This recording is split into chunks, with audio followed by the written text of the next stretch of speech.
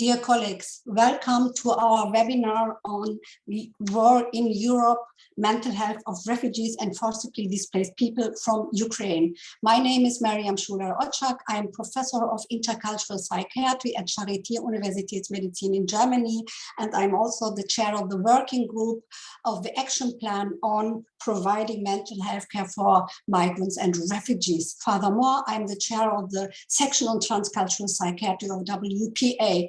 The working group on providing mental health care for migrants and refugees has prepared this webinar together with the section of transcultural psychiatry.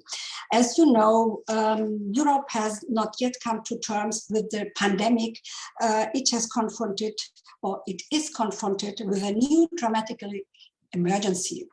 A war which has already caused a huge number of civilian victims, mass displacement, and even fear about a nuclear war, economical disaster. Once again, thousands of war refugees, forcibly displaced people left their country of origin, Ukraine, with many thousands more to follow. Neighboring countries, for example, Poland or Germany and so on, have received a lot of refugees from Ukraine.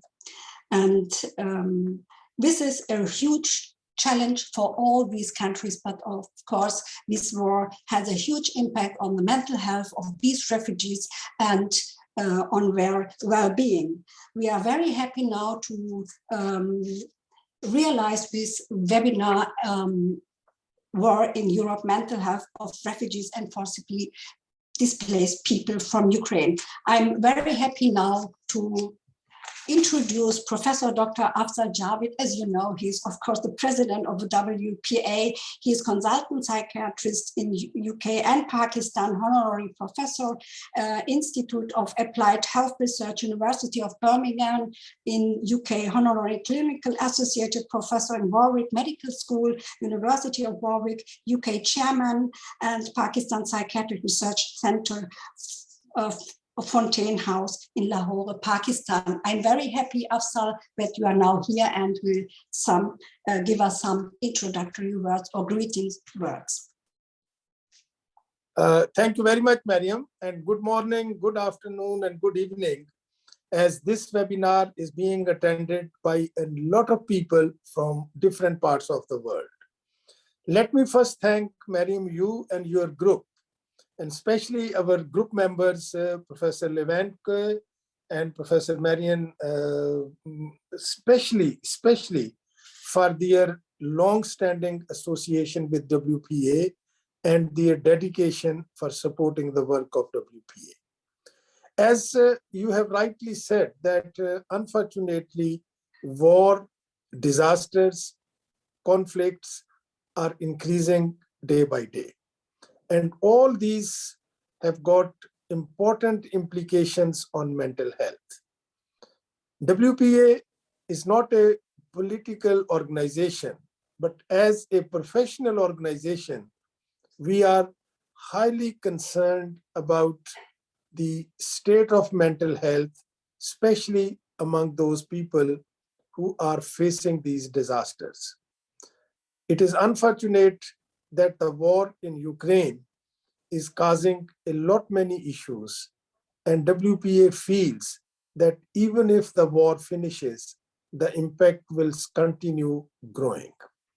And this particular webinar is just a small step towards sensitizing our professionals about the importance of this particular topic, and also to raise awareness that how the professionals, mental health professionals, should really work to face this situation. And I do hope that this group, along with your section on transcultural psychiatry, will certainly go a long way in promoting the educational and teaching and training facilities in this particular area. So I once again thank all the speakers on behalf of WPA, and we are grateful to all of you for sparing time and coming for this webinar, which will be recorded, and later on we will add this recording on our educational portal at WPA's website, which is free to join for everyone. Thank you very much, Mary. Thank you very much, Afzal Javed. Thank you for your great support to our group. You make it possible that we are now here and we can realize webinars like that or produce educational materials. Thank you again. Now, I would like to give some technical information. Please use the Q&A button on the right corner in the down of your screen. Please get back with your questions or remarks, comments via Q&A button. By the end of all speakers, all talks or presentation, we will have a session in which we will get back to your questions or remarks. Thank you for joining us. So I'm very happy now to introduce our first speaker. It is Professor Levent Kuei. As mentioned by Afzal Javed, Levent is a colleague who is a long time active in a WPA, but also in this area, and does a very good work in Turkey, in Istanbul. He is a professor of psychiatry in Bilgi University in Istanbul in Turkey. He was many years former Secretary General of WPA, World Psychiatric Association. Furthermore, he was also board member of the European Psychiatric Association, and of course, he's member of the working group on providing mental health care for migrants and refugees. I'm very happy, Levent, that you will now talk on being a refugee in a war situation, psychosocial contexts. Thank you very much, Mariam, for your kind introduction. And thank you very much, Afzal, for organizing this working group and making us work for WPA, for refugees, for mental health. My presentation will more focus on the psychosocial context of what does it mean being a refugee in a war situation. In fact, what are we talking about and who are we talking about? We're talking about forced displacement, and we're talking about forcibly displaced people. It's very important to differentiate it from so-called economic migration or labor migration and so on and so forth, which is mainly relies on a free choice. But we're talking about a forced displacement. Forcibly displaced people are the people who had to leave their homes or living environments due to armed conflicts, persecution, general violence, wars, human rights violations, and related poverty and trauma. What happens to a person who's forcibly displaced? What kind of future possibilities are there for this massive group of people? Some, a considerable amount of them, becomes IDPs, internally displaced persons, which I will mention in more detail in due course. Some become stateless people out of any country. Some are lost on this fleeing from the conflict zone on the way, and some die on the way, as you know. The rest becomes refugees and asylum seekers, the main group of interest in many professional circles. Out of these refugees and asylum seekers, some, very few of them, could integrate in the new society they had come. Not very few, but considerable amount, let's say. Very few of them are resettled to a third country by the support of organizations like UNHCR. Some of them voluntarily, or many of them involuntarily, had to return to their country of origin. But the main group are the refugees and asylum seekers. Who are they? A refugee, according to the Geneva Refugee Convention, which was constructed after the tragedy of the Second World War in 1951, it says a well-founded fear of persecution because of their race, religion, nationality, which means because of them to be discriminated in their own countries, plus people fleeing generalized violence or wars are also considered refugees. An asylum seeker is someone who has made a claim in the host country that they had moved, they had come, and is waiting for that claim to be accepted or rejected.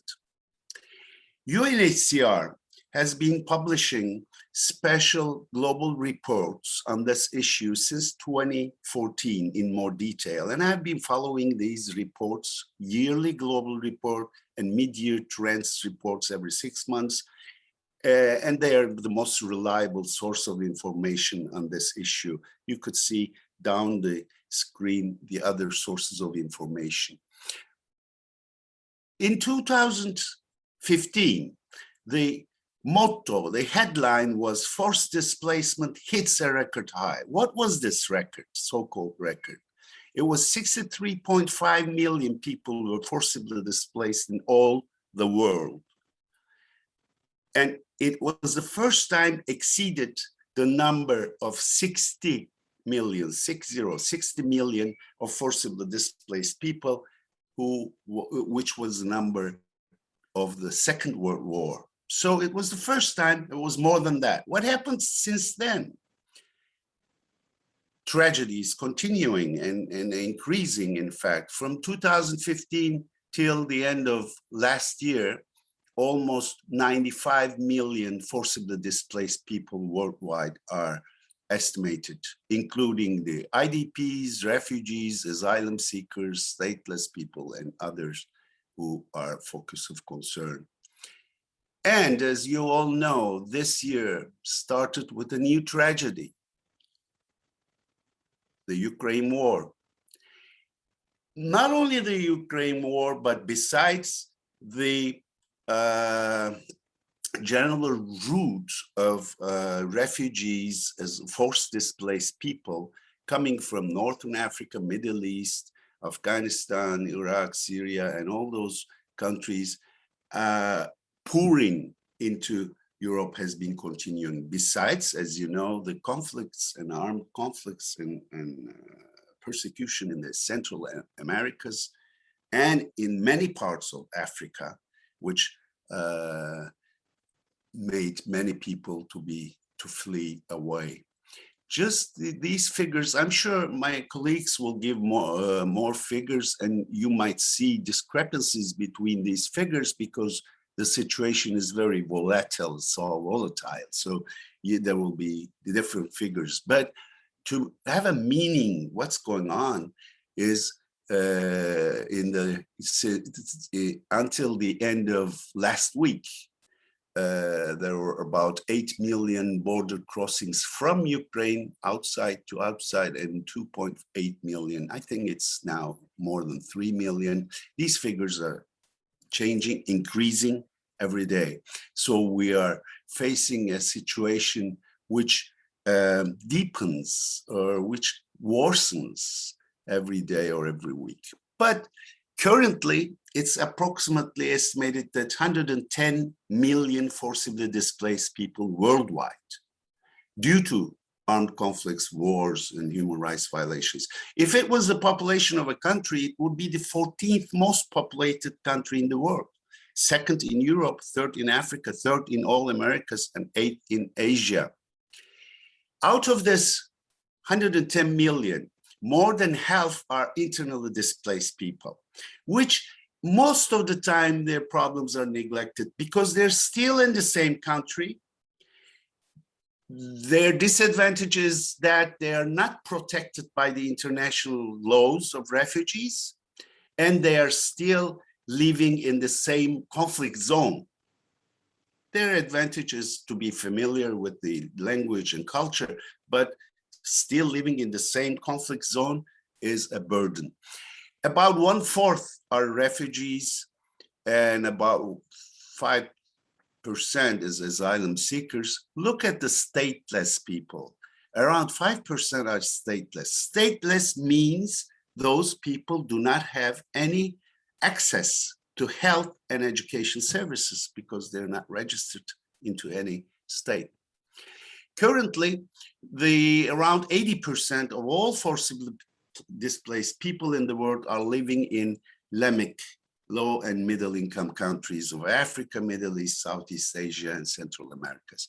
If you compare the composition of the forcibly displaced people in between the regions of the world, there's a striking detail here. The blue part of these circled graphics in Europe, the blue part are the ratio amount of refugees. The green ones are internally displaced people, which in Africa, Asia, Americas, Southeast Asia, internally displaced people are more and more getting more. So what are all these data telling us? It is very clear that the whole world is at war. Some sociologists call it patchy war, but we have seen, if you just go back in the last 20, 30 years, 2-3 decades, the war has been expanding to new areas, Afghanistan, Iraq area, Syria, Rwanda in Africa, Northern Africa, Bosnia, Herzegovina, and now Ukraine. The war is kind of affecting more people every year, every day. So it makes a lot of people forced to flee. And these statistics are very important because it gives us the dimensions, idea about the dimensions of the problem. And besides, statistics are important as long as we see the stories behind these numbers, because these numbers represent real, factual human beings. And as mental health workers, we have to emphasize that every life, every unique life matters wherever in the world they are. Of course, forced displacement has serious mental health consequences, which I would not go into the details of these, but PTSD, depressive anxiety, substance use disorders, psychosis, the risk for these disorders increase with among the forced displaced people. What I would like to concentrate more on 5 contextual factors that kind of increases the vulnerability of the forcibly displaced people for certain mental disorders. First, nobody wants to flee forcibly, leave their home. It is not pre-planned, usually decided in the last couple days, and it's not on free will. That is a very important part of this story. And a forcibly displaced person is experiencing a psychosocial earthquake, trauma. It is a human-made psychosocial disaster, which has a lot of implications for mental health issues. Another important contextual factor is that the basic needs for survival of these forcibly displaced people, either along the way or in the country they're trying to resettle, is maintained mostly in the mercy of others, which means almost all attachments are left behind and the degree of mastery over one's own life is decreased. It has a lot of implications for mental health, as you would know, and the nutrition of the self and the self-image are devastated. Another important part of this tragedy is the challenges to main core adaptive systems. Safety, attachments, justice, identity role, and the existential meaning are all harmed during this forced displacement. Forcibly displaced people face many life-threatening events on the way too. They have nowhere to turn, so they have to move on, but they have to try to overcome the challenges of risks and dangers on the way. A forcibly displaced person is a person who has lost the past for an unknown future. They're not going to a known future.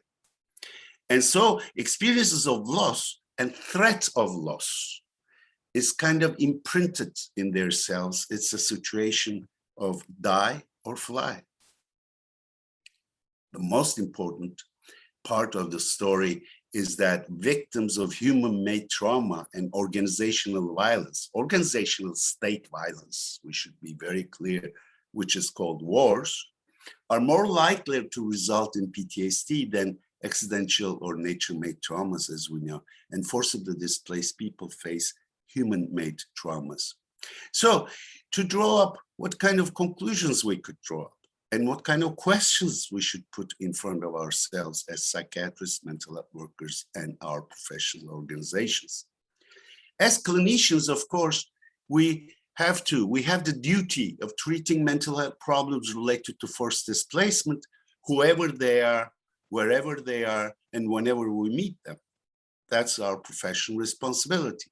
As researchers and trainees, we should take mental health problems related to forced displacement as a priority in our agendas. And as medical doctors, we should implement a more humanistic perspective based on human and patient rights. These are kind of our daily and routine responsibilities, but we're facing a problem which may exceed these, so to say, regular responsibilities. We have to put this question in front of us. Do we and our professional organizations like WPA or EPA or whatever need to do more than that? Or could we do more than that?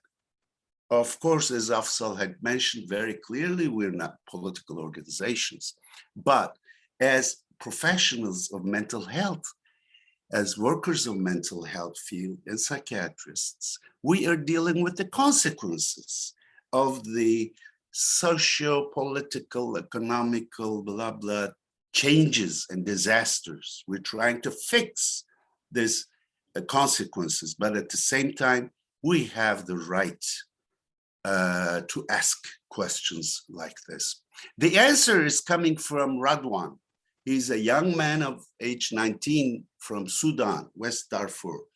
He wrote a letter to world leaders in a workshop organized by UNHCR. He was saying, very briefly, I was born in Sudan into conflict. In fact, when I was born, my family had already fled their home once due to violence, and they had to flee again shortly after my birth as the war worsened and grew closer. I still live in a camp for internally displaced people. I'm a simple guy coming from a poor family, but being poor is not what makes me sad. What makes me sad is our war and fighting, because I feel like my country is dying in front of me and I'm not able to do anything to help. But I try not to feel like that. I would like the leaders of the world to help us in our country and everyone who has been forcibly displaced. We need more schools and hospitals, for example, but mostly we need peace. That is the root cause of what we're talking about. So it seems that these climbing trends of forced displacement and its negative health, mental health consequences across the world will continue.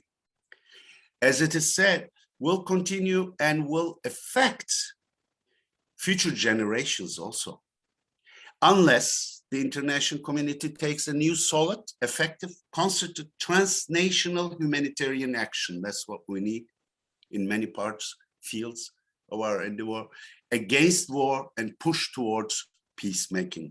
Transnational humanitarian action to push towards peacemaking. And so we could revise our question and put this challenging question in front of us. How could psychiatry and our international organizations as WPA contribute to peacemaking besides doing our regular clinical professional work? Thank you very much for your attention. Thank you very much, Levent, for this very informative, comprehensive overview of on your talk. Being a refugee in a war situation, psychosocial contexts, you have risen the consequences of these psychosocial contexts, and of course you have underlined the need of peacemaking and international or transnational agreement to find a solution, to find a way to peace. Thank you very much. Dear colleagues, you are welcome to insert your questions via Q&A button. So we are going on to the next speaker. This is myself. I will share now my presentation on mental health of refugees from Ukraine. First of all, I would like also to introduce my presentation with some data. Thank you very much again to Levent. He has already mentioned a lot of data. I will add maybe a few more data in regarding this war in Ukraine and refugees from Ukraine. And then I will go on with mental health issues of these Ukraine refugees, mostly female refugees, and go on with post-migration stress factors, barriers to access to mental health care. And then I will conclude my presentation. So this slide we did already see. It was presented also by Levent Kriye. What I would like to mention or underline here is that the people are not only in the neighboring countries, they are going on to other countries, for example, to Germany or France or Austria and so on. So these are data mentioned also from by Levent. What I would like to underline is the number of refugees which was seen or registered or in Poland, for example, in a neighbor country, they had more than 4.1 million refugees from Ukraine, followed by Russia, more than 1 million. And here it is listed Hungary, Romania, Slovakia, Moldavia, and so on. And if you see on the right side, Germany in the top of this list, here it is mentioned with 780,000 refugees from Ukraine. Just to repeat it, more than 5,256,000 people have fled from Ukraine, but 2.8 million or more than 2.8 million of them returned to Ukraine. There are many reasons for it, but it is good to know that we are crossing the borders to both sides.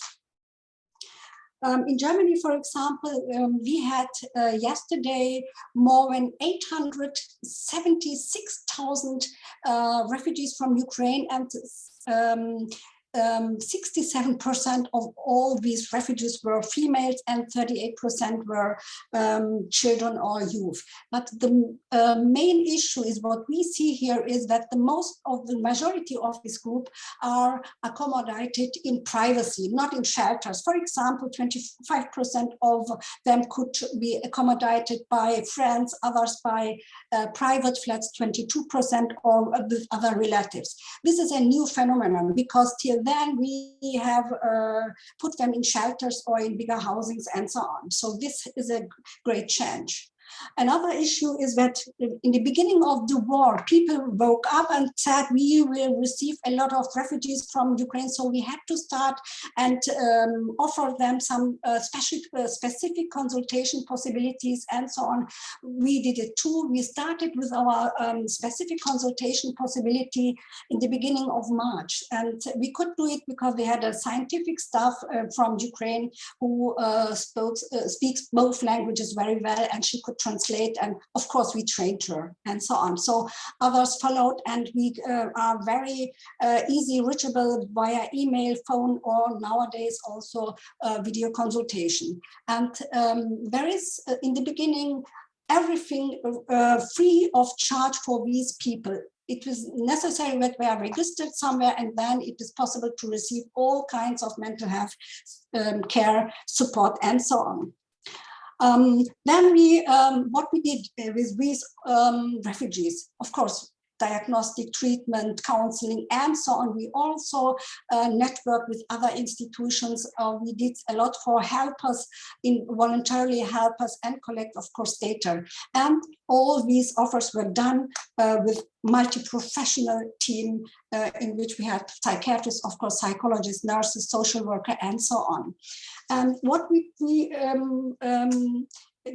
get as information, our early experiences regarding mental health of these Ukrainian females. So some of them have really early PTSD symptoms. For example, they told us if they hear loud noises, so they are very impressed or impacted by these noises. Some of them had depression, suicidality was an important issue, inner restlessness, insomnia, anxiety, panic attacks. But the main issue which was here seen is feeling guilty because they are at a safe controlled situation and they can't do anything for their relatives at home, husbands, brothers, and so on. As you know, males between 18 and 65 and so on are not allowed to leave the country.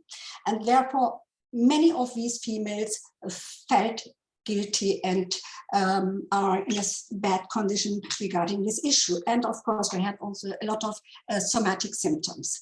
What they told us is, of course, their experiences, destructions of houses, flats, home, bombing, and the use of social media, news, and so on. We are always on the way, be connected with others, but also read newsletter, what is going on at home and in which part is what going on, and so on. So we are overloaded with a lot of information and really impacting traumatizing information. They know somebody who is injured or tortured, or they hear from colleagues, from friends, and so on. So we're every time overloaded. Another issue is that they want to go back to home.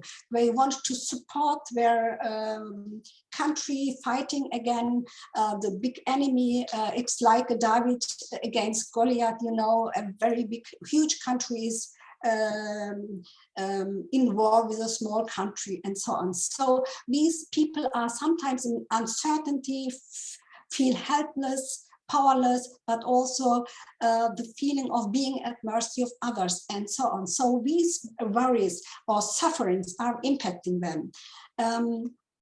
And another issue is that some of them do not want to go to integrative courses or to language courses and so on, because they said, I will go back to my home. But children receive or are quickly enrolled in schools or receiving distance learning from their home country. So reasons for suffering are a lot, but we also see some patients, females who were raped, who have experienced sexualized violence, but they are not able, not yet, to talk about these issues. Maybe there are a lot of issues like shame, but they are so impacted, they need more time. And meanwhile, we got the information that mental illness and psychiatry are strongly stigmatized in Ukraine. And another issue is that there are a lot of pre-existing consistence. And so if the patient is there with, for example, diabetes mellitus and so on, they also come to us and receive some medication or support to find a medical doctor, an expert in this field. But the situation changed now. We see more and more female refugees from Ukraine who are much more affected by severe traumatizing life events. They come from directly war zone. So the people or the refugees in the beginning, in the first weeks, were much more preventive flying people, or they have left their country of origin because they wanted to be safe and so on. And some of them do not have any more homes because they simply do not longer exist. So looking to refugees, female refugees, we know that they are much more vulnerable to all forms of violence in their home countries during the flight and so on.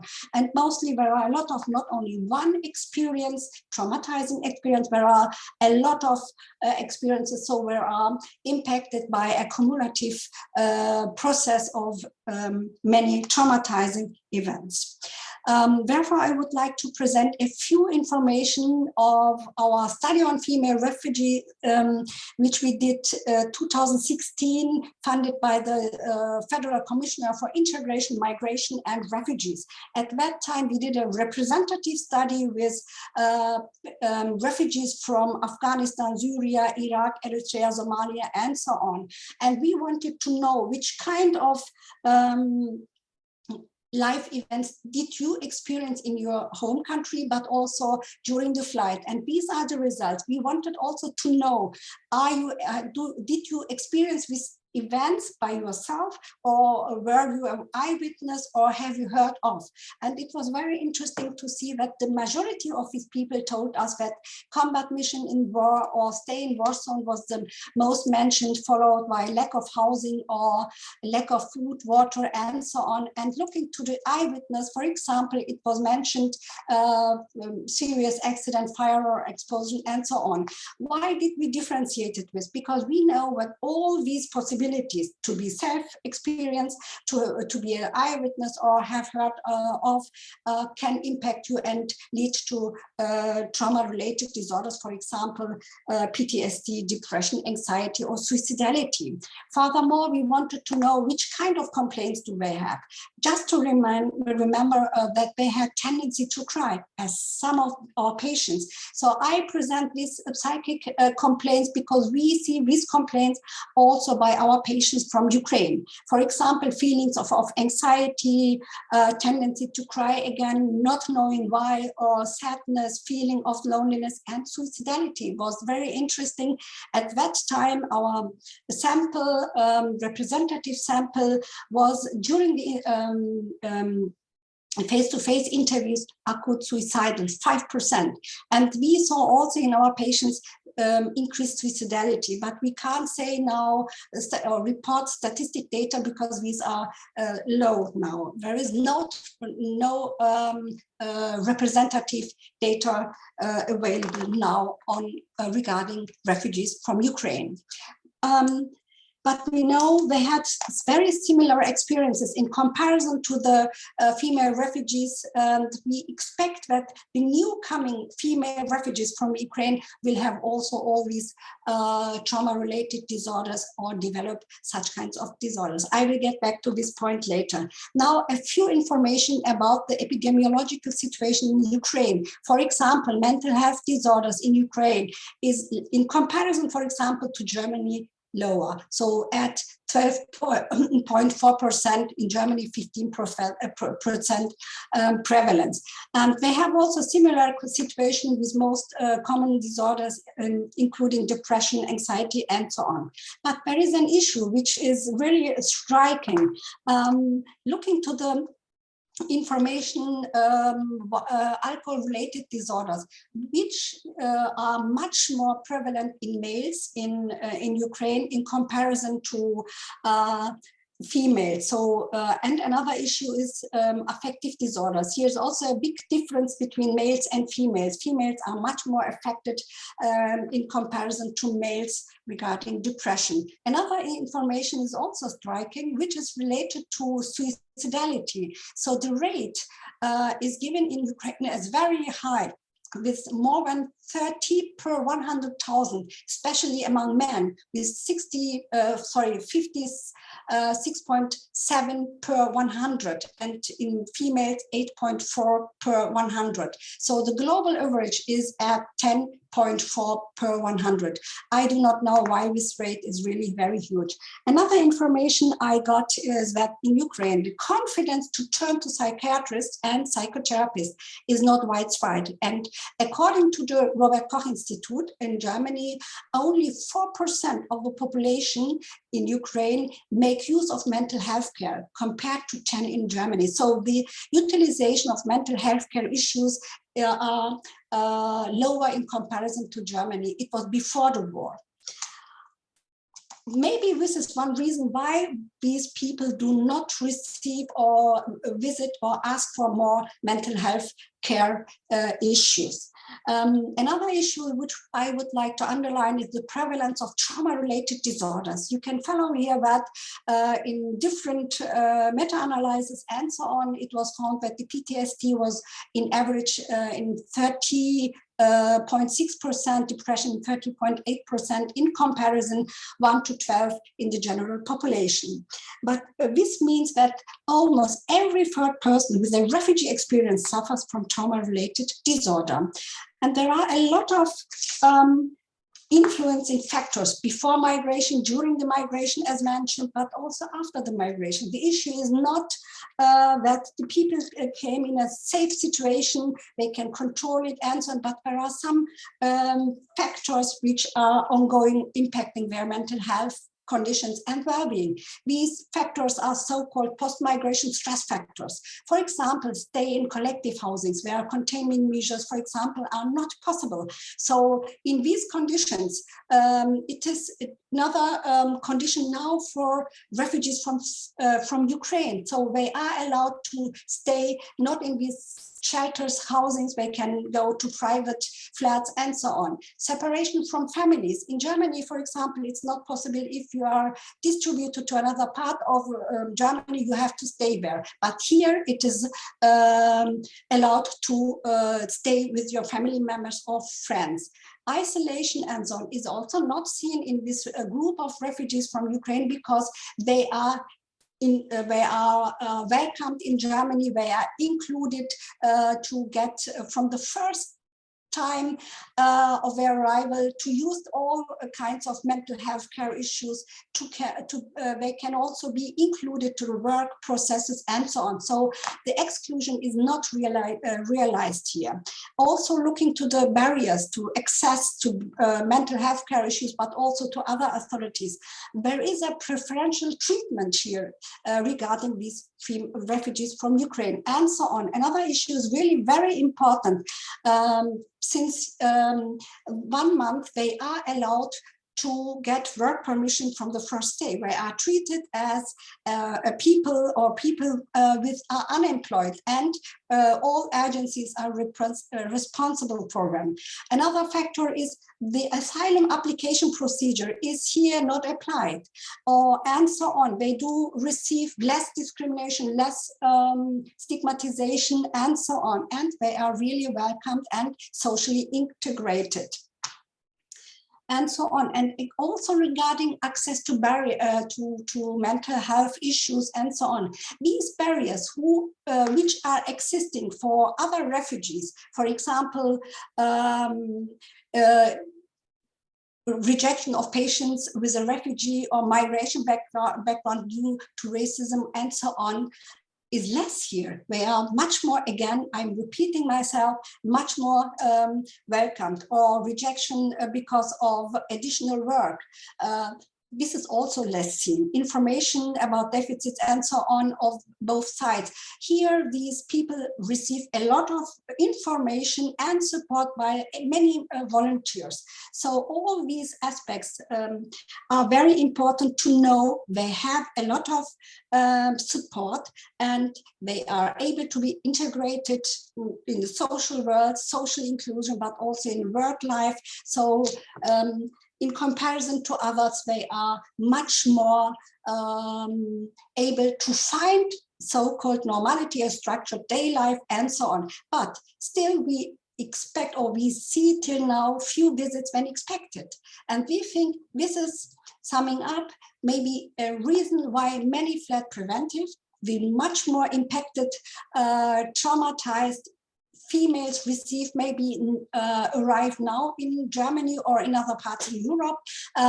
They are not helpless. They are organizing support for the home country, for their communities. They are rapidly, as mentioned before, integrated because these asylum procedures are suspended. And this is not only in Germany the case, it is also in some neighboring countries. They are immediate, able to access the mental health care or medical care issues.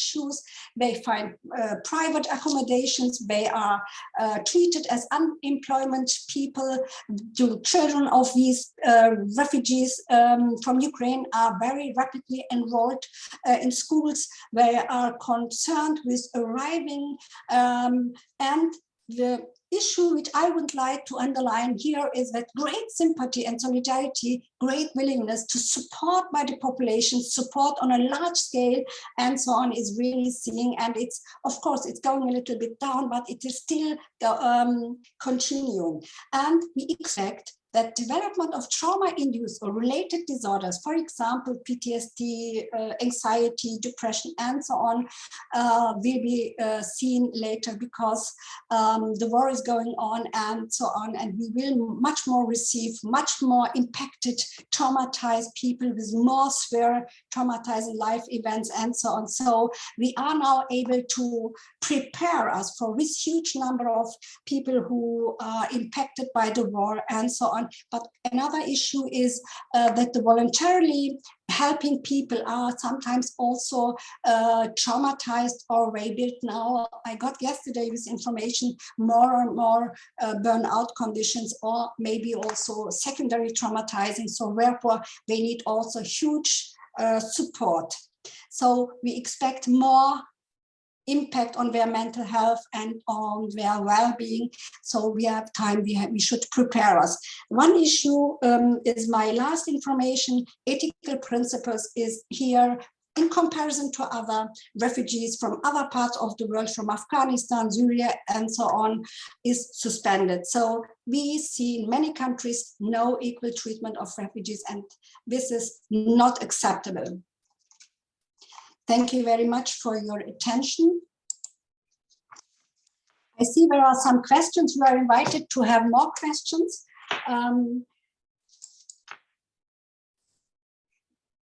We will come back to this later. So I'm very happy to introduce our next speaker from Ukraine. It is Dr. Irina Franklova. Dr. Irina Franklova is originally from Bogomolets National Medical University, BNMU, in Kiev, Ukraine. Currently, she is assistant professor at the Department of Clinical Psychology at University in Amsterdam, the Netherlands. And she is chair of the Traumatic Stress Network, a European College of Neuropharmacology. And I'm very happy, Irina, that you are here and joining us, and you will give us information on mental health crisis in Ukraine, lessons learned from the war. The floor is yours, please. Thank you, Mariam. And thank you, organizers of this webinar, for inviting me. This is an honor, of course, and a bit of background. So actually, I met Mariam and Levent sharp 5 years ago in Istanbul during the European Federation Psychiatry Trainees Forum. And you can see people, other trainees that were interested in the mental health of refugees already, because it was the midst of refugee crisis in Europe. And in 1 year, we co-presented in Nice during the EPA Congress. And I was presenting results from our EFPT trainee survey on the experiences of working with refugees and interest in the topic of refugee mental health and transcultural psychiatry.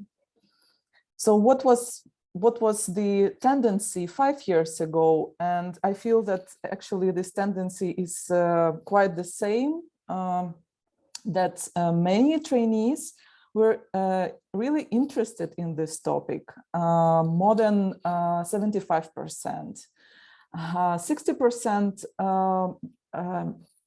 stated that they were aware of the evidence-based presentations on this topic, but about 40% said that they are not confident treating mental health disorders in forcibly displaced people. However, part of them said that they were confident working with the translator. And this is an important issue, a language barrier and a practical skill that should be learned during the psychiatry curricula. This is like a highlight. But why those trainees were not confident treating refugees? And the answer is that only about 20% received a specific training about transcultural psychiatry and mental health of this specific population. And moreover, it was usually not mandatory part of the training.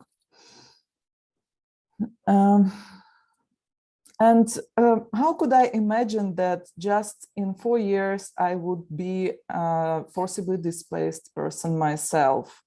And you can see here a map from WHO report published just last month.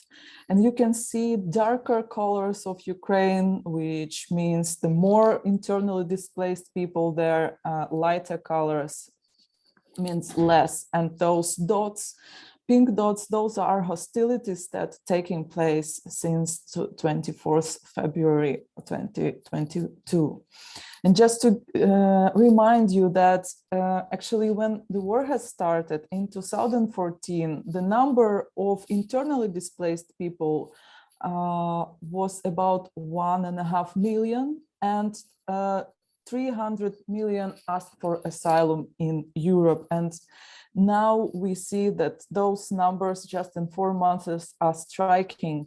And it affects not just those who are fleeing, but as well those who are hosting us in neighboring countries. And we need to be cautious about the compassion fatigue that might take place sooner or later.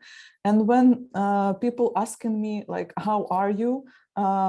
Usually I have no words, but this picture of this tree that is located in a beautiful environment, but groundless, is actually the answer to this question. And you see how many civilians are injured and dead already. So the war stress has its common basis. Those are, of course, inescapable life changes and losses of many types, not just real losses, but as well symbolic losses that took place in our life.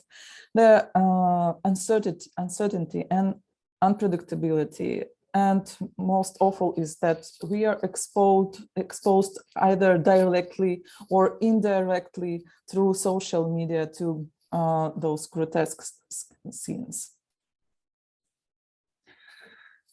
And I still remember the question that Levent raised during the EPA Congress and symposium dedicated to the mental health of forcibly displaced people. Actually, when it's time to flee. So my answer would be when your city is bombarded. But here you can see a picture of a 6-year-old boy. And here you can see his house and multi-stage basement with many stages. So this boy has lost his dad. His dad was killed, but this boy actually he's angry to his father because father insisted to stay at their home when the occupation by Russians started. So there is no right answer to this question. And I think that like we are in the midst of disillusionment phase of this disaster, because self-perception and perception of others and actually image of the world, it's disrupted, it's damaged, because we see that laws and conventions and organizations called to protect peace those are not working. And here I would like to draw your attention to the idea of like location sensitive approach, because people who are located here next to the war line facing totally different issues than those who are located within Ukraine or outside Ukraine. And they, as it was mentioned, they face many dangerous things during their journey from the insecure places in Ukraine. So the first lesson that I've learned is that psychosocial support during ongoing war is not the same as psychosocial response after exposure to terror. And thanks to Professor Shalev from Israel, who has published small recommendations on what are the key points of the sensitive approach towards the ongoing stress, which is available here with the QR code. His lecture that he gave in April dedicated to this issue. And to illustrate this difference, I would like to show you a short vignette, a clinical case. So I received a phone call from a client on 14th of March.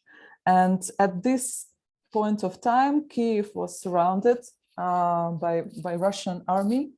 And so it was not possible for civilians to cross the bridges from the left bank to the right bank of the Kyiv, which means like from the east to the west. And the only way to leave the city was on the evacuation trains. And a young lady called me. Her complaint was that she couldn't sleep for 5 nights. And she was hypervigilant, and her anxiety level was so high. She had somatic complaints and panic attacks. And she was begging for sleeping pills, or at least benzos. According to the scope of our talk, which of course was based on the psychological first aid principles, but adjusted to the ongoing stress, I was wondering like how capable she is to calibrate her expectations and her reality, and like how she perceives the risks. And while talking, I were convinced she could manage. So she had quite realistic perspective of her future. And when talking with her about some like vulnerability and resilience, she mentioned that she has support from her family to leave city and country. She has a friend who may accompany her. She, of course, is afraid to travel in those evacuation trains because they were overwhelmed with affected and traumatized people. But during the scope of this talk, I supported her actually to seek for safety and to leave the city. And of course, no benzos and no sleeping pills were prescribed. And in 2 days, she texted me that she is safe and sleeping well in a neighboring country. So the second lesson learned is that there is a huge value of digital formats or mental health support these days. It's not possible to support such a huge number of people seeking for support and help and guidelines, like what should they do and what shouldn't they do during this period of time, during their transition. And what we developed is a chatbot. So it's a Telegram, a messenger-based text chatbot that simulates the conversation with a psychologist. And it was it is based on the 5 essential principles of mass casualty response, which are ensuring safety, fostering calming, maintaining sense of self-efficacy, sustaining connectedness, and fostering hope. And those recommendations were adjusted to the current situation, whether those people are in safety or not. And chatbot provides different scripts, different recommendations for people who are, for example, unsafe and have to cope about the mental health of their relatives or children in shelters and so on. And for those who suggest that they're in safety, which is important that this chatbot is linked with the platform where people might get online consultation with this free of charge consultation with the psychologist. So if they feel that those recommendations is not enough, they might find the direct way to this platform. And currently we have more than 50,000 users activated the first aid chatbot. And so of course, there was a huge number of people coming during the first months, first weeks, but still we have about 100 people joining us every day. And as I mentioned, people might ask for a specialist, and we receive donations to develop this intervention. And the third lesson learned is that valid guidance on evidence-based interventions should be provided to community workers and as well for mental health workers. So there is a debate, actually, what should be addressed first, the social needs, the information, safety, health insurance, employment, or focus on the traumatic experience and addressing needs linked to traumatic experience. And I would say that both are important on the early stage, beginning from the very first day of the traumatic experience, of the displacement itself. And before people will get specialized mental health service, they will meet many community workers. They might go to church, they will see general practitioners, social workers, and so on. And that was so great to know that in WHO interventions, evidence-based interventions were translated to Ukrainian and Polish, for example, and Romanian, starting from the first day of the war, and available both for peer workers and for field workers, social workers, both in digital format as well. And this is another nice memory. And this is a meeting of international expert in traumatic stress 4 years ago in Odessa. And we were sitting there in Odessa for 3 days. And actually, we had a debate. Is there any clear guidance on what should and shouldn't be done during the first hours after exposure to trauma, first days and first weeks? And what we've developed is the guideline for not just mental health workers, but as well for policy workers. And those recommendations are available in a book and as well in a online in a mobile application, First Aid to Terror. And you can see the color code. I think this is really important because the first principles, do not harm, should be followed, and the guideline has the clear recommendations what should not be done. And here is the matrix. Here is 3 dimensions on the timeline that has passed from the traumatic experience, starting from first day, first week, and first month.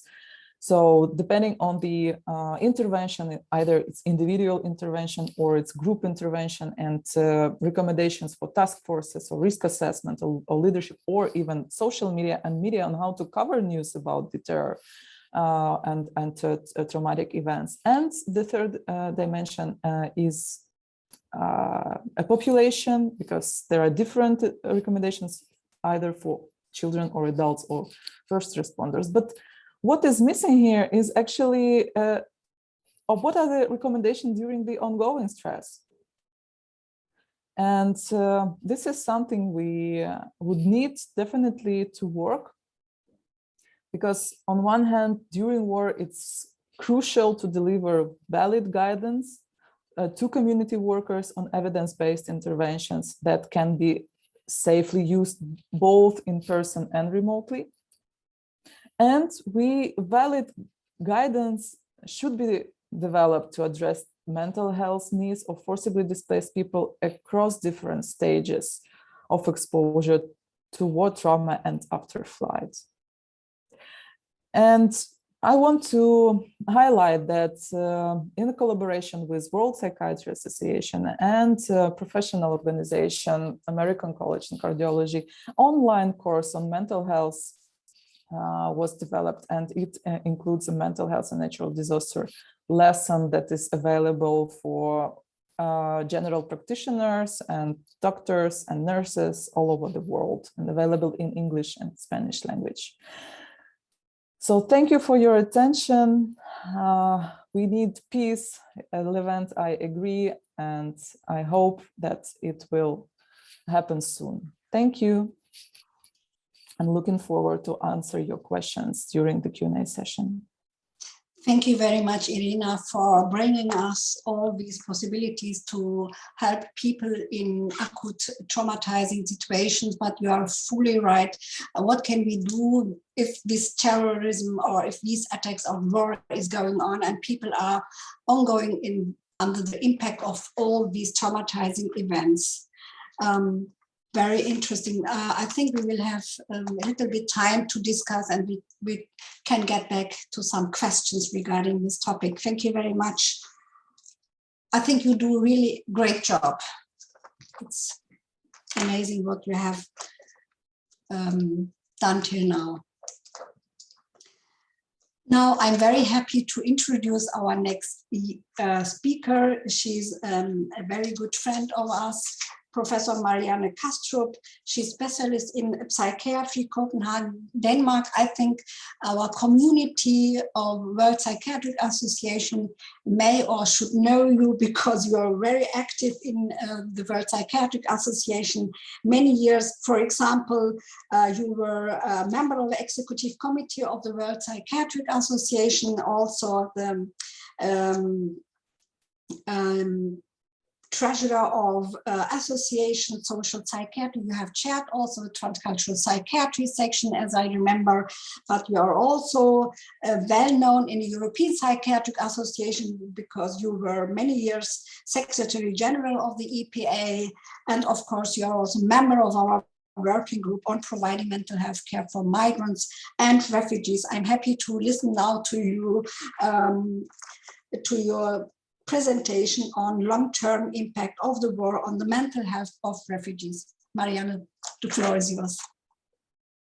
Thank you very much for this kind introduction. And yes, I've been asked to talk about the long-term impact, which means, of course, that this will not so much relate to the Ukrainian situation, but to what we know about what takes place if you have been exposed to different kind of traumatic events. Oh God.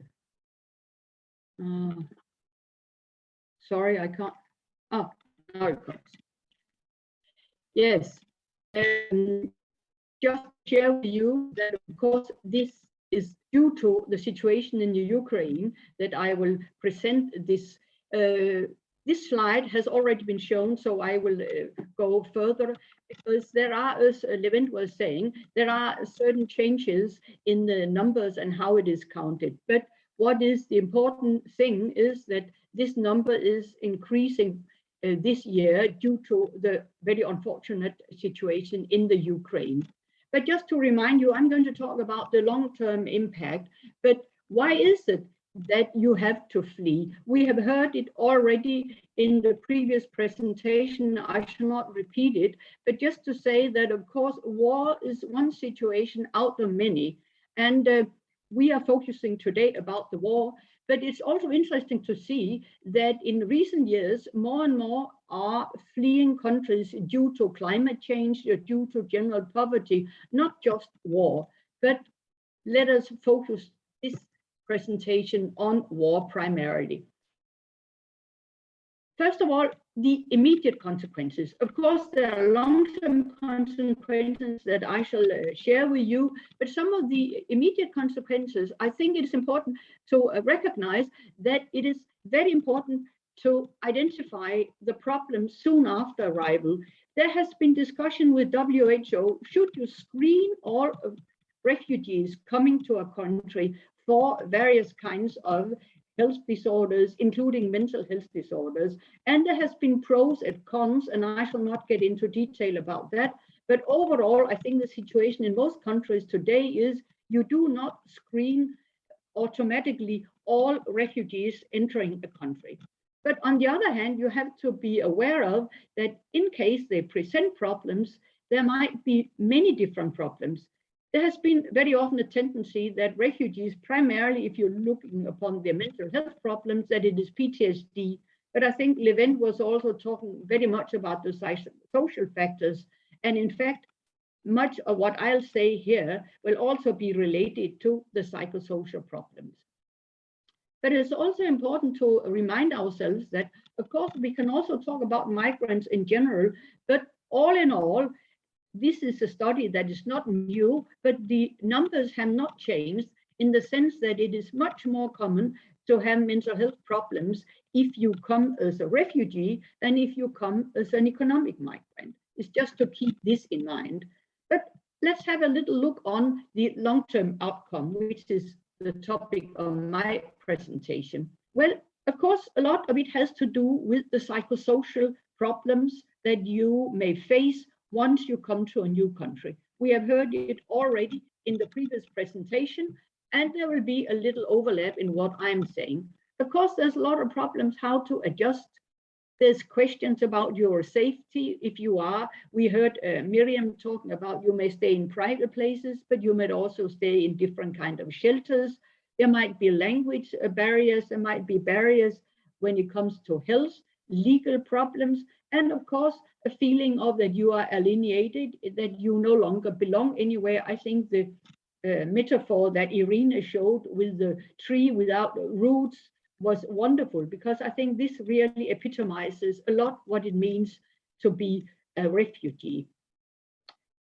Certain studies have been looking at what is it that are of predictive value if we want to see who is it that are having a better outcome than others. And this is a study that is interesting. It's only looking at PTSD, but it is saying, what are predictive factors? Well, certain things says that it is the age, the elderly and the young may have higher risk of developing PTSD in the long term. It can be if you have had different kind of adversities, abuse, what kind of previous trauma have you had in your life?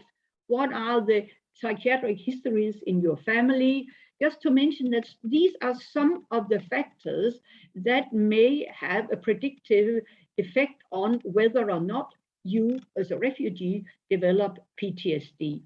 But it's also interesting to see, and one of the former chairs of the WPA transcultural section, Kees Lavan, who has unfortunately passed away, he did some excellent study showing how important the asylum procedure is, and that the longer you are staying in the asylum, so to speak, limbo, the higher is the risk that you may develop a different kind of psychiatric morbidity.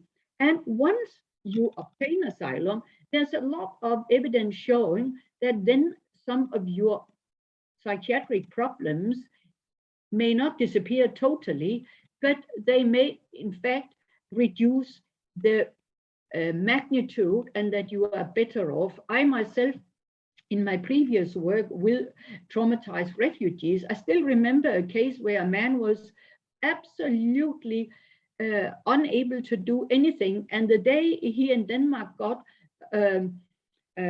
what's it called, a health benefit, he changed completely. From 1 week, he changed. So this is really important to see. But there are also other risk factors when we look at long term. It looks as if women who may be in charge of households, who are taking care of elderly family members, children, they run a risk because they are finding nowhere where they can, so to speak, get support and help. We know if you have come from a situation of extreme poverty, if you yourself have been a survivor of violence in your home country, if you are lacking any documentation and having a lot of problems with the asylum procedure, these are all risk factors for long-term mental health problems. But I will show you a few slides from a very interesting study carried out in the UK by Nasitia Forkic and Stefan Priepe, among others, and they have carried out a review. They took studies for more than 16,000 refugees and looked at what were the commonalities and could they take some take-home message from these 29 studies. One of the important things is, of course, that the prevalence rate for the most common psychiatric problems is huge. There's a lot of heterogeneity. But all in all, more than 20% after 5 years had mental health problem, which is quite a large number. But they also looked at something which to me was very interesting, that first of all, it matters which country you came from. There were not studies from the Ukraine because this study was carried out a few years ago, but they showed that certain refugee groups had a higher rate of mental health problems. They found refugees from Yugoslavia, from Cambodia had higher rate, and that if you came to stay in the United States, you certainly had a higher rate than if you were allowed to stay in Canada, in Australia. And we can speculate why are these reasons, but we have no time for that. It is just to remind you that there are indeed differences where it is a matter also of which country you come to. Because of course, in the different countries, as Levent was saying, the socio-demographic and socio-economic situation is very different. Some may have a higher amount of unemployment, have lower income. It's more difficult for them to learn a new language. There might be lack of social support.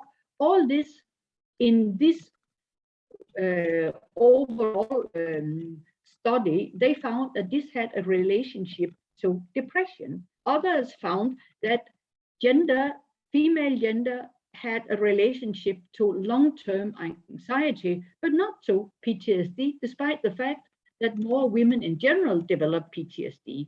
But all in all, that there were different socio-demographic characteristics that had an impact on the long term. That is, they studied after 5 years, but that this had an impact on the mental health. Another thing, of course, and we have heard that in previous presentation also, that if you compare the refugees with the general Western population, they were far more likely to develop a depression after 5 years, and they were also far more likely to develop PTSD. But another thing is interesting, and this I think is something that really is a research question. They studied certain of their 29 studies had high methodology, others had poor. And in general, studies with a high methodological quality reported lower prevalence than the poor, smaller studies. This is, I think, one interesting finding. Another thing is the following about language. We talk a lot about having interpreters, but they showed that if you used a native speaker, you had a lower prevalence. And even though they say that interpreters are very important, there are certain weaknesses in using interpreters. You have to be very careful when you choose an interpreter, that it has from the same ethnic group, that it has the same dialect. And I think that this finding here, it really is also important when we look at e-mental health, telepsychiatry, because if you use a native speaker, you might overcome some of these weaknesses. But I think, and this is a main message in my presentation, that they showed even when you control for post-migration factors, the impact of war is significant and long-lasting. So you have long-lasting mental health problems if you have been exposed to war. This is without doubt in these 16,000 refugees that were studied in this meta-analysis. But there's also, and I'll just show one slide, is we also have to remind ourselves that long-term may mean the next generation. The interest in studying intergenerational trauma was really done first with the Holocaust survivors, but since then there has been other studies, and they show that the descendants of many groups, and we are now today looking at war survivors and refugees, you may see some of their problems also seen in the next generation. So this is a very, very, I think, sign or warning that we have to have an interaction and to support them while it is time to do it. Ulrike Kluge and a group of German researchers did a study some years ago, but I think it is extremely important. This was done in 16 European countries, but it showed that even countries having a good health system, despite the fact of that, many did not provide sufficient services to the migrants. This was not just refugees traumatized, but the finding is just as important when it comes to traumatized refugees, that we have to have migrant staff also. We have to have staff that presents and represents different groups. We have to, as Miriam was saying, we need to have education on cultural competence, because there's still going on direct or indirect discrimination towards different groups coming from different parts of the world. Some of them may not be familiar with the rights they have and the health system, and they may not have health literacy. They may not know where to look for what problem. So barriers to care is also very important when you're looking at the long-term effect. So finally, a couple of words about what is it that we see. Well, I think we have to recognize that when you are dealing with refugees of war, you have, as a clinician, to recognize that the systems are very often complex. It is not just the question of mental health. You are involved many agencies. They may have legal problems, they may have spiritual problems, they may have housing problems, economic problems. All kinds of agencies may have to be involved, which if you work with a psychiatric population of your own background, some of these may not be so important.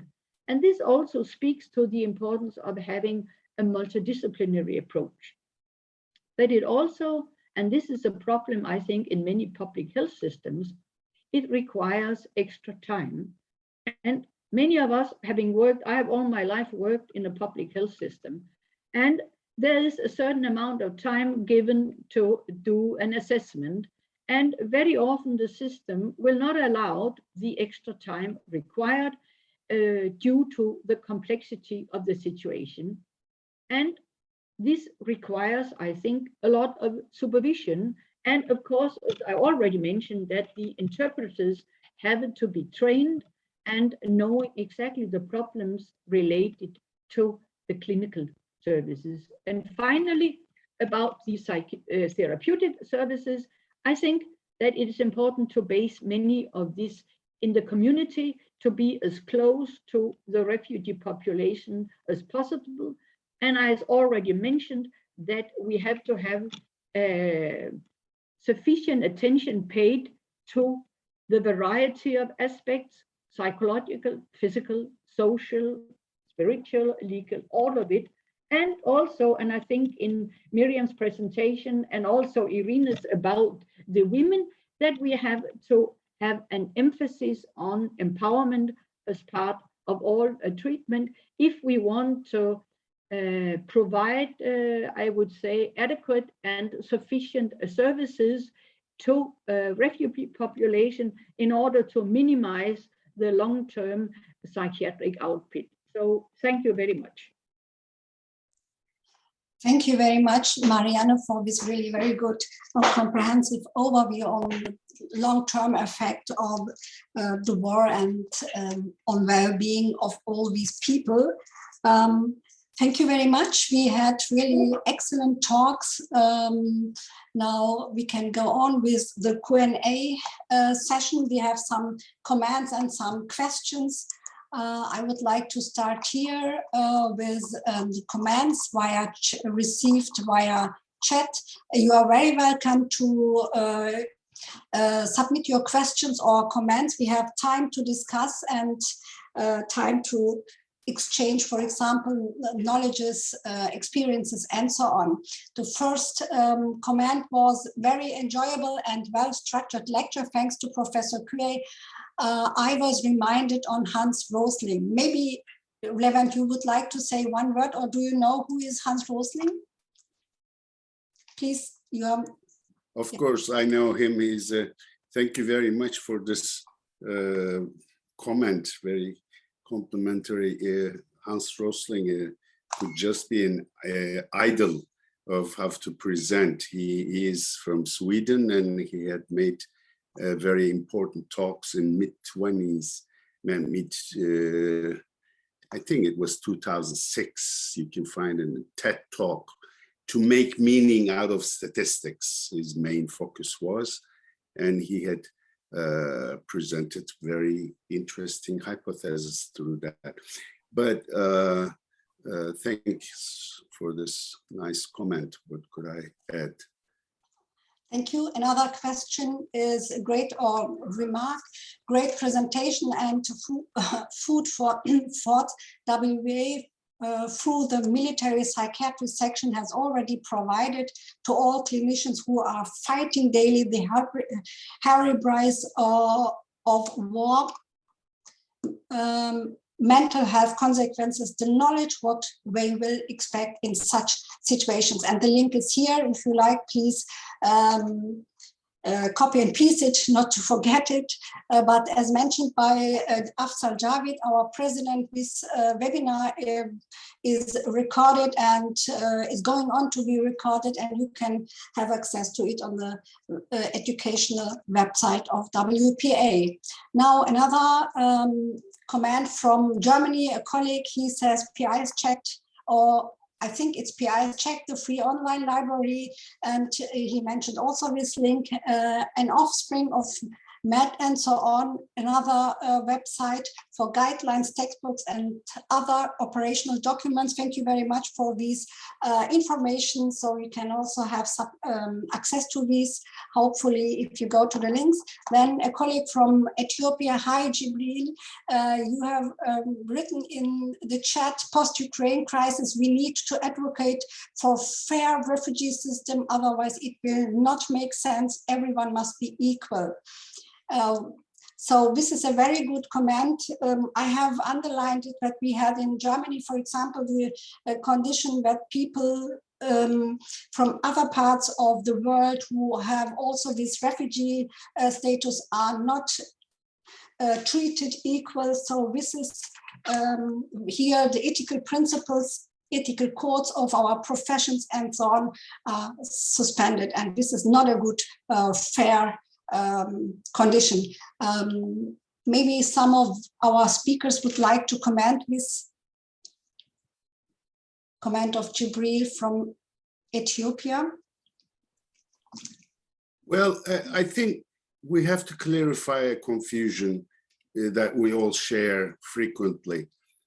The question is equality and inequality. Is everyone equal? No, of course not.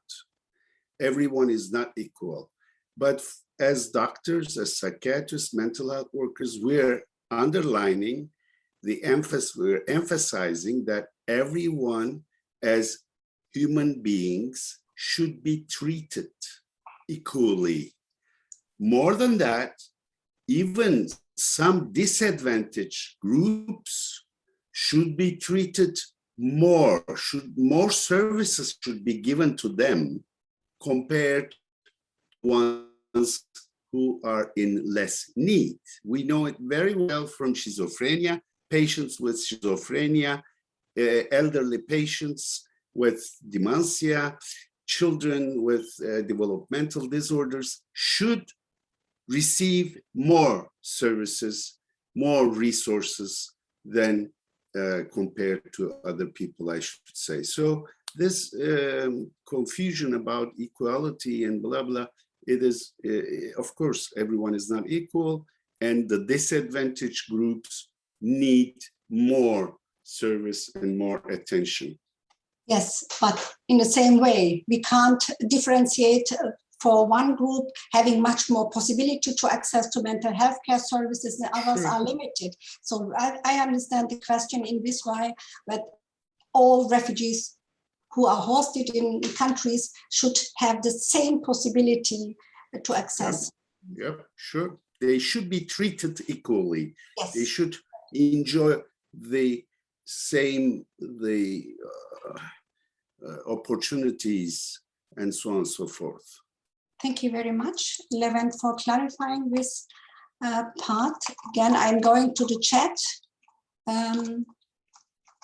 There are a lot of nice comments regarding the talk of Irina, sorry, this we had, Jibril.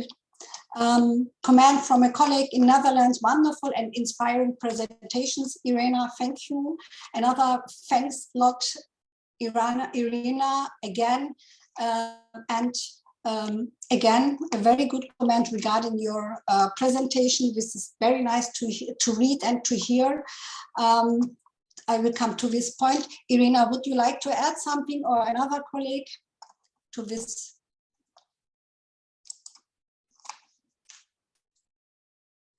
Yeah, thank you. There was an important question, because definitely we try to build a step care model, a step care approach. And of course, we might start from digital interventions, but we need to build bridges with the specialized help. And that's what I wanted to highlight. Yes, so that there is an opportunity to link through this digital chatbot intervention to psychiatry, to ask a consultation, not just psychologists, but psychiatrists as well. This is very important.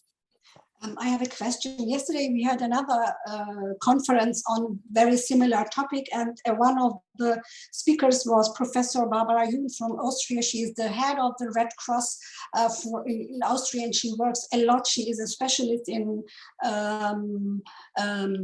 emergency traumatology, and she told us that she's also working with psychologists in Ukraine, and of course supervising them too. Do you have also supervising, because it's very hard work and it's impacting you too? You need also self-care, of course. You did it, hopefully, and so on. Do you receive support from? Please. Yes, I can say that many international well-known NGOs that working in a field of crisis and humanitarian crisis currently provide a lot of activities within Ukraine, as well as in the bordering countries, like more low and middle income countries, I would say. So in Ukraine, both Red Cross and International Medical Corps, they provide trainings and they provide supervision. And recently, International Trauma Center from the Netherlands, ARC International, started providing supervisions for mental health and psychosocial support professionals from Ukraine, giving them their expertise. Yes. Another question which comes to me to mind, you have clients or patients or people with internally displaced, but also refugees in other neighboring countries who are working with you. You mentioned one vignette. Do you know how many of these refugees from Ukraine use your chatbot? It's very interesting. This is a very good question, but so far, so we have launched this as just a self-help tool, and we were not going to use the data of the location of those people. We consider this opportunity, but first we need to get the ethical approval. So not yet. No, we don't know. But as soon as this intervention available in English and Ukrainian, and many colleagues outside Ukraine were asking for a kind of recommendation, what can we provide to our to Ukrainian refugees? And so it was widely spread, not just in Ukraine. I assume many might use this outside Ukraine. I will go back to the comments. The colleague mentioned that the World Association for Cultural Psychiatry will is organizing a Congress in Rotterdam between the 14th and 17th September. You are all welcome to join it. It is on cultural perspective in psychiatry, moving forward to meet the need of globalization society. Thank you very much for this reminder. Thanks. Okay.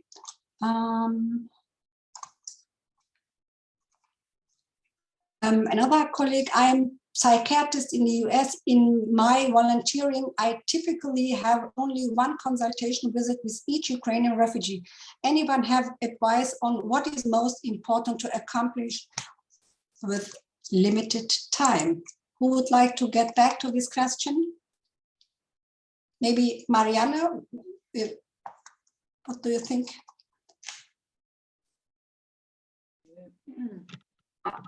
I think it depends a lot. I mean, I didn't understand it. Does that person say that she is sitting with mentally ill persons, or is it a refugee, Ukrainians in general? Because I think to get an overall view of the person's situation would be the first.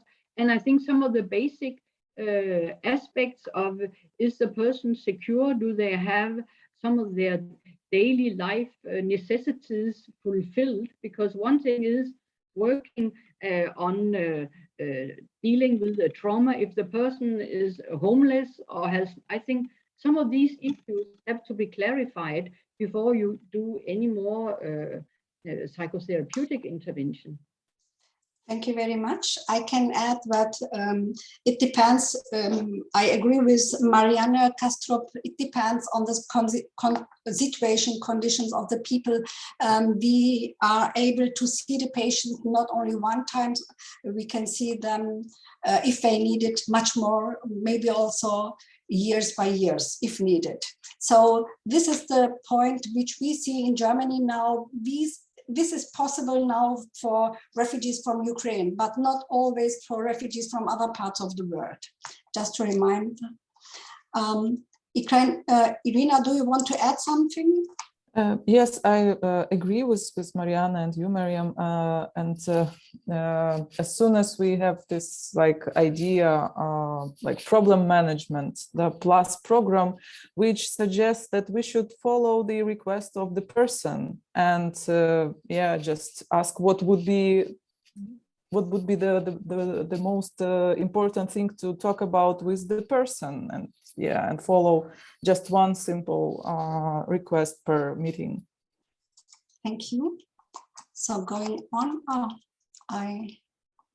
did I miss some? I don't know. I will go on to the FNQ remarks or questions. A colleague wrote, many so-called economic migrants are in fact refugees, fleeing extreme poverty or violence other than war.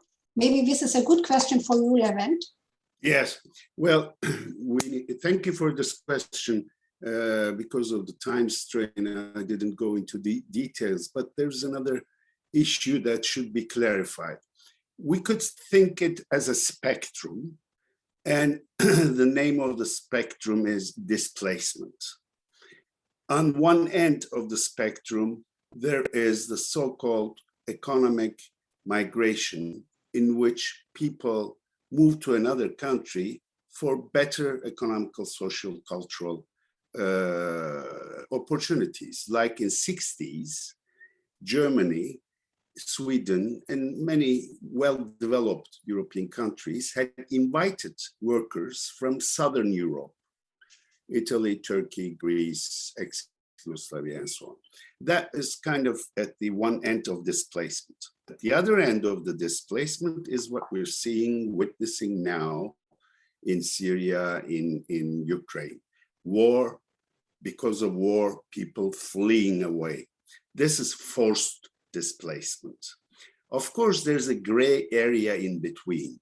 Like, because of the economic poverty in an area of Africa, because of famine, because of drought, because of ecological problems, so people could not feel safe and could not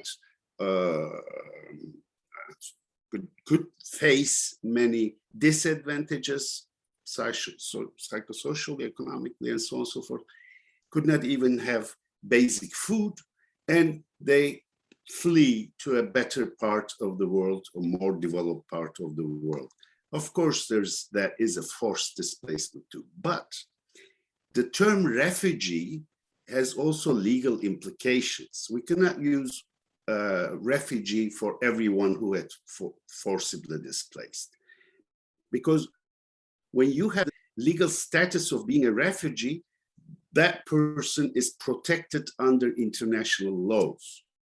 That's why I try to mention the problem with the internally displaced people, the problems they face. Like Irina had very well explained us in the war situation in Ukraine, there's so many areas that people face the atrocities of the war, and they could not go out. They're internally displaced, but still experiencing the same trauma and not under the protection of international laws, not ask for asylum status. So thank you very much for this question. Thank you very much for your feedback. The next comment is to me, Professor Schuler-Ochak, I disagree that Ukrainians have easier access to mental health services in Germany, rather the opposite mentioned during the summing up slide. Could you elaborate a bit more on your findings? Yes, of course. Thank you for your question, Just Butenop. Yes, for example, we had yesterday very good conference, again, a similar topic, and we discussed this issue. So as I reported in or presented in my talk, the possibility to be authorized or allowed to work, to be really much more better integrated and so on, and to have the status on an unemployment people or unemployment one, and to have really suspending the asylum seekers procedures, to have access, the ability or the possibility is given. These refugees from Ukraine are able or are allowed to access to the mental health care services really after the registration. This is not the same for other, or not the possibility is given for other refugees, for example, from Afghanistan, from Syria, I don't know where else. So this is what I would like to underline. And the integration or living much better regarding these post-migration stress factors. These are burdening factors and so on, and they impact the mental health conditions and well-being of these refugees much more in comparison to the refugees from Ukraine. And they are much more allowed or better allowed to use our services. And additionally, the cost for refugees from the social benefit offices is also regulated here, much better in comparison to others. It's difficult, but it is much better in comparison to others. I hope this explanation is okay. Mariana, please, you would like to add? Yes, yes. I would like to add that the situation in Denmark resembles very much the situation in Germany. And we have seen in the media a lot of discussion among Syrian in particular and Afghan refugees. And we have experienced that Afghan refugees who came when the Danish army went out of Kabul, and we provided, so to speak, support to a lot of the Afghans who helped in Afghanistan, the Danish army, and they came to Denmark and they were treated, sent to special places. They were not provided all kinds of help. And many of them have left Denmark again and gone to United States. And they have been kind of bitterness. They're saying, why is it that the Ukrainian refugees are being welcomed so much and are being treated differently? So I think there's some animosity, especially among adolescents who are seeing that they are from Syria, for example, who feel that they are not being provided the same support than the Ukrainian refugees. It's just to say that it's not only in Germany you see this. And they feel as a refugee second class or something like that. Yeah. They feel discriminated and so on. Yes. The next comment is to you, Marianne. If we were to screen all refugees for mental health problems at arrival, how to best to do that? Is there a recommendation to use a particular checklist? For example, PROTECT is too short for my feeling, that you can recommend it. Also, who should perform these screenings? To those people need special training. Does it make sense? If those screenings personnel are governmental employed or rather NGO workers to reduce bias? I'm working forward to your recommendations. Thanks. So there are a lot of questions, Marianne. Yes, but first of all, I would mention what I said in my presentation, that WHO has done quite a lot of work, not just on the mental health aspect, but the reason that they are not recommending this routine screening is that they say that there are certain drawbacks. It may create a lot of anxiety that there might be something wrong with you. You may be afraid that you will not be allowed to the country if you have a disease. And this may mean that in the end, you may not want to seek help. I don't know, this is not just about mental health, but I have for many years been part of Amnesty International in Denmark, and we have been carrying out assessments of asylum seekers for many, many years in different groups. And one of the findings we see is that many in the public health system and general practitioners, they are maybe not focusing sufficiently to grasp that this here is a person who, we are looking primarily on traumatized persons. But people are afraid to tell in the public system if they have been heavily traumatized. So there can be advantages if an NGO carries out, because some may be afraid to, so to speak, to open up in the public system what will be the consequences. So I don't think there's an easy answer. There are both aspects you can look upon, but we have been surprised in Amnesty International to see quite a number of refugees have never told that they were traumatized before they came to this NGO where they felt more safe. So Marianne, the question was also who should do these screenings and where should they? That is what I say. That I don't think NGO. Well, in some, I think in Holland, but maybe Irina could say. I think in Holland there are also many NGOs are doing this kind of screening. But I think in the ideal world, I think this is a public health system. If you have a public health where all refugees have access, I think they should do it. But maybe they are not always. And this is again about cultural competence.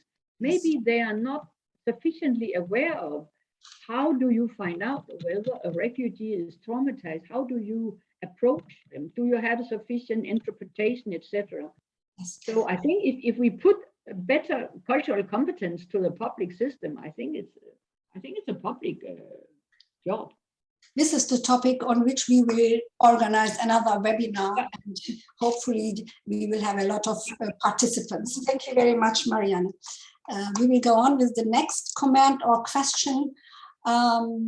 Is there a willingness to address ethical principles of equality in the near future?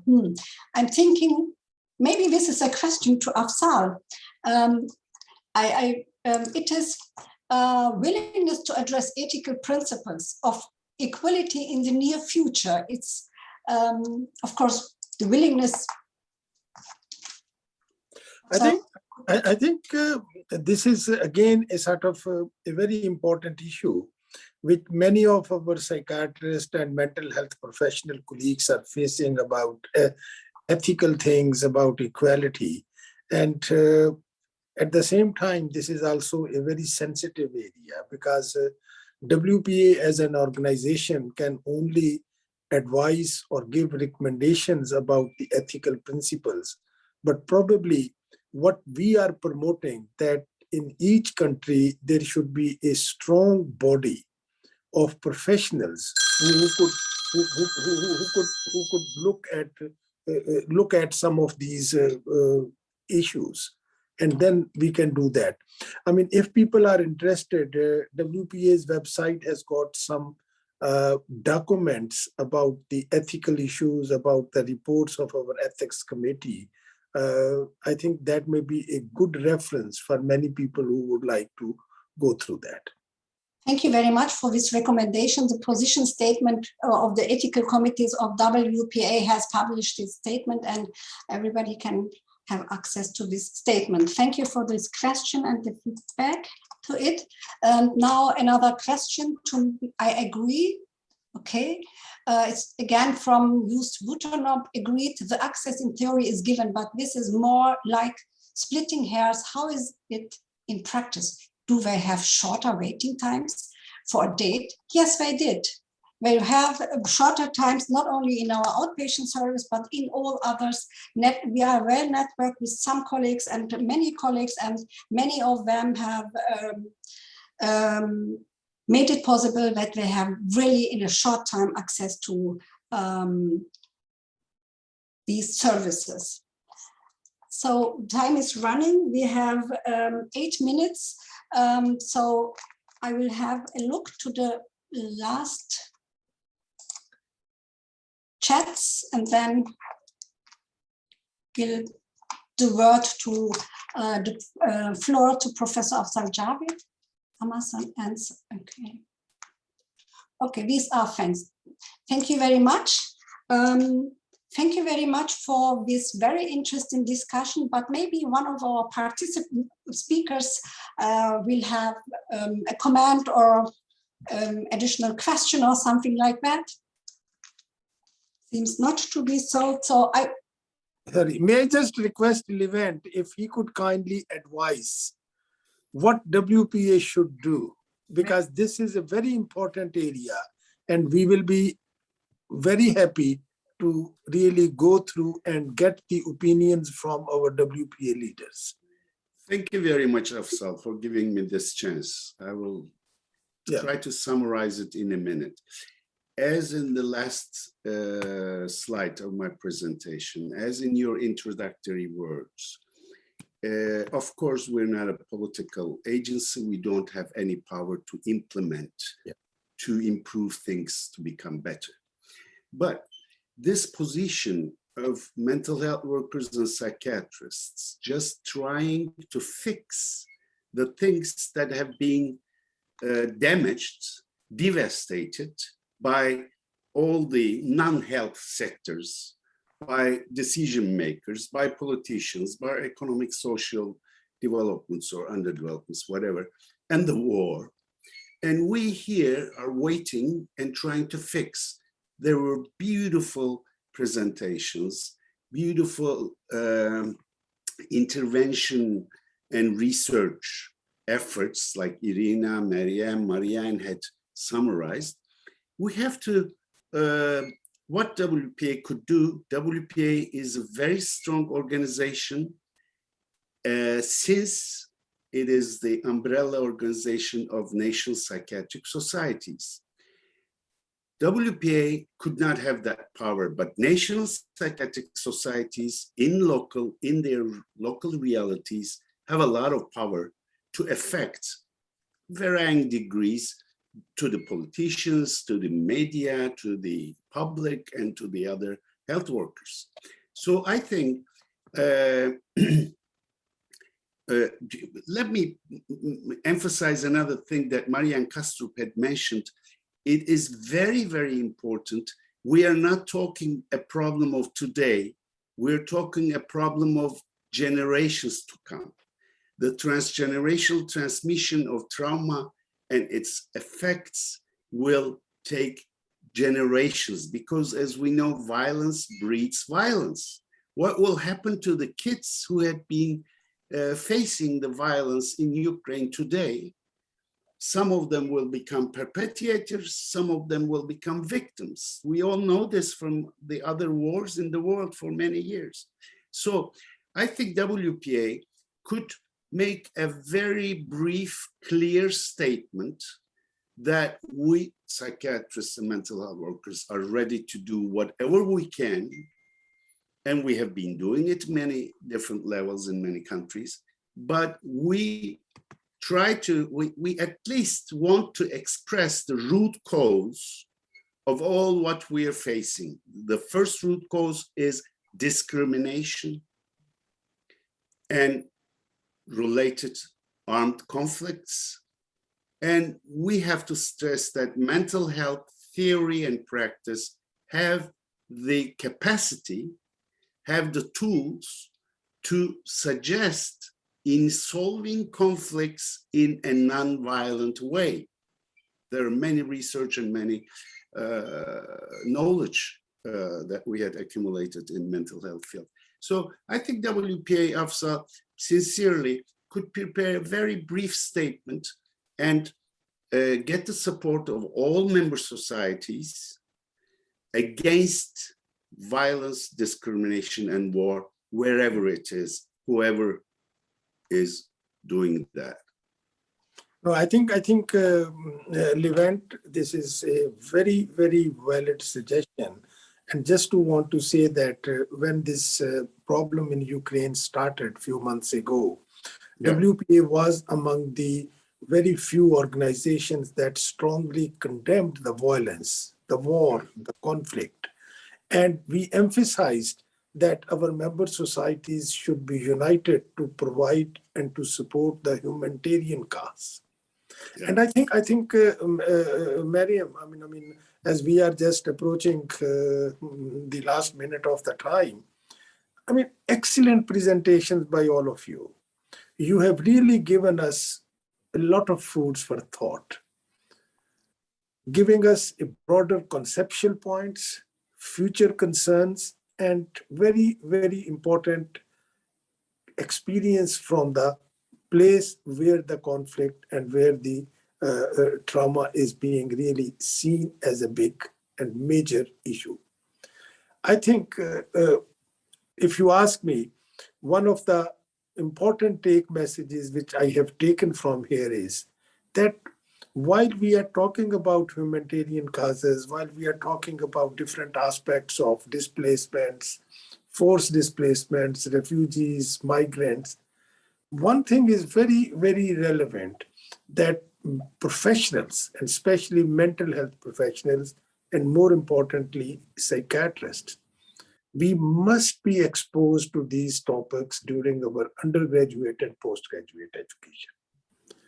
Disasters, conflicts, wars, traumas are not going to finish. But we need to be mindful that if we are able to train our future professionals, they may be able to deal different aspects of these problems in a different way. And I'm glad that your group is providing and preparing some slides on this issue, which WPA will be more than happy to disseminate to all those interested who are interested in this topic. And just one more point, if people get a chance to visit the WPA website, we have created a separate corner for the educational resource for the Ukrainian situation, means people who are undergoing or having conflict or conflict-like situations. We have collected references from different organizations, associations, and have put that on our website. And if the speakers would like to add any further resource, we will be more than happy to add that, because we believe more projection, more promotion of resource material will, of course, be an important asset for all of us. And thank you very much, Mariam. And hopefully this stimulates us to really continue having a dialogue on this topic in future as well. Thank you very much for these very kind words, Afzal, and these encouraging words. Thank you also very much for giving us this floor to discuss with the colleagues and to listen to each other and so on, to encourage hopefully other colleagues to join us and to work together with us. As Marianne mentioned, we need more cultural competency in the work of or in this field. So therefore, we would be happy to create some materials on it and also organize more activities like this one to encourage the motivation and encourage, of course, all the competencies of the colleagues, psychiatrists, and so on to work with refugees and forcibly displaced people. Thank you very much to all participants joining us, for your questions, for your comments, and so on. And thank you also to the technical support, to the speakers, and to all of you. And yes, thank you very much, and hopefully seeing you in person in Bangkok. Thank you again. Thank you very much. Thank you very Thank much. you. Thank you to all speakers, and see you very soon. Thank you. Thank you. Bye-bye.